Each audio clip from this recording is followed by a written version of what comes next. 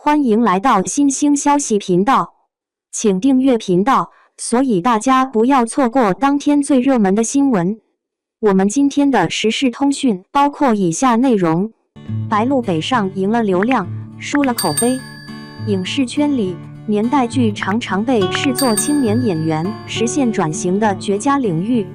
好多年轻演员，尤其是那些带有流量属性的，近些年来纷纷试图借助年代剧来完成转型，期望提升自身演技。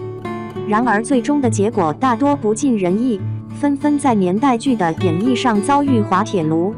这并非年代剧本身存在问题，而是这些青年演员压根就没弄明白年代剧到底是什么，也不清楚该如何出色地演绎年代剧。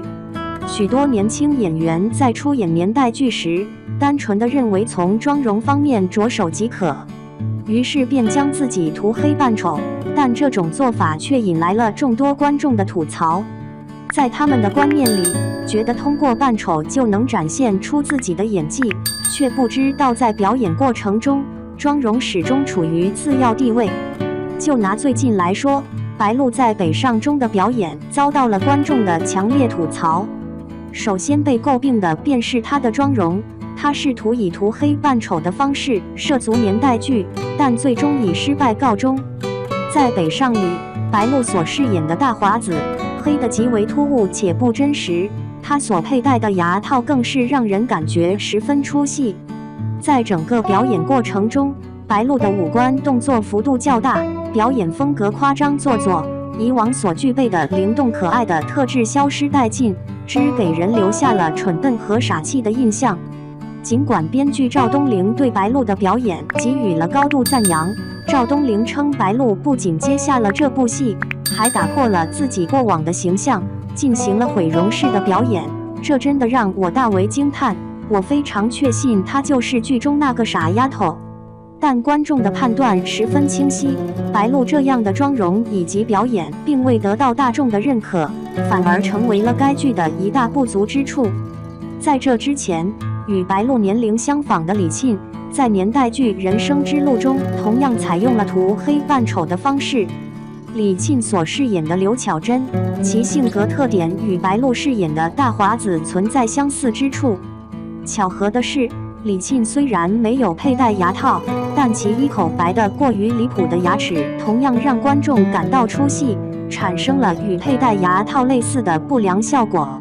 从妆容角度来看，李沁饰演村姑时将自己涂黑，然而这种涂黑缺乏生活的真实质感，毫无乡土气息，一眼便能看出是刻意为之的假黑。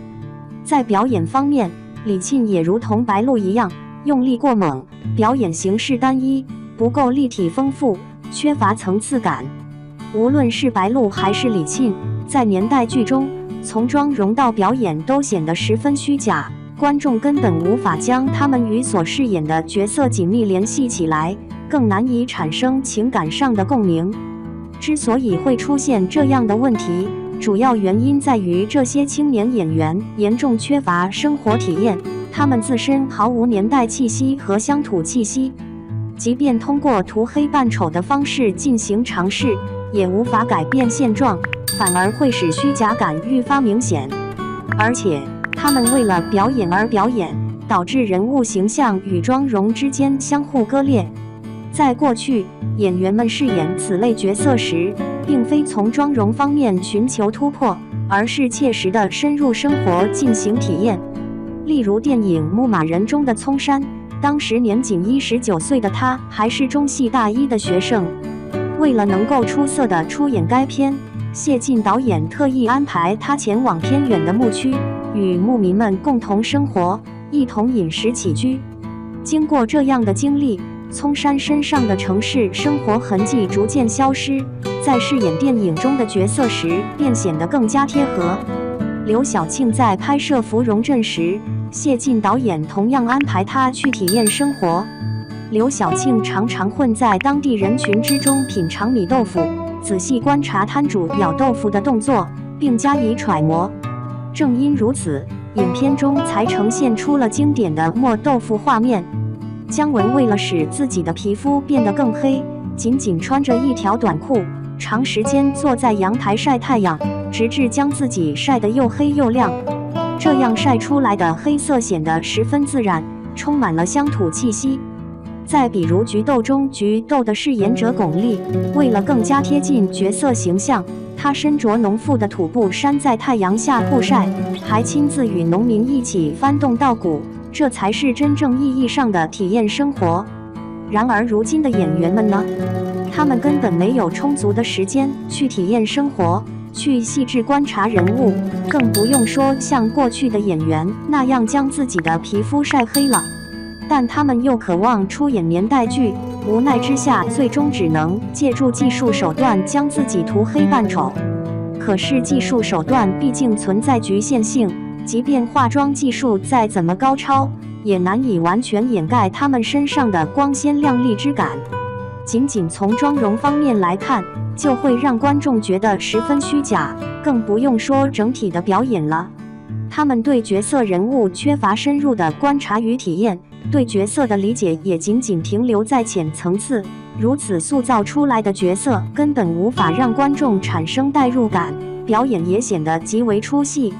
年代剧确实是锻炼演技的良好途径，但如果仅仅为了出演年代剧，便一味地采用涂黑扮丑甚至扮嫩的方式，却不深入体验生活，对角色人物缺乏深刻理解，那么年代剧不但无法成为他们实现转型、提升演技的有效跳板，反而会将他们自身存在的缺陷暴露无遗。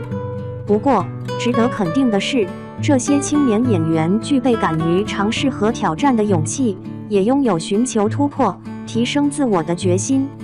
此外，这些青年演员自身携带流量，这也使得这类年代剧吸引了更多人的关注。但是，年轻演员若真的想要出色地演好年代剧，切实提升自己的演技，还是应当从生活实际出发，放下所谓的架子，真正深入到基层民众之中，亲身去体验民间生活，而不是总是待在房车里听经纪人讲解剧本，被众多助理包围照顾。否则，一旦脱离了群众，脱离了生活实际，根本无法演好年代剧，也难以塑造出优秀的角色人物。即便再怎么进行涂黑扮丑的尝试，也都是徒劳无功的。大家觉得呢？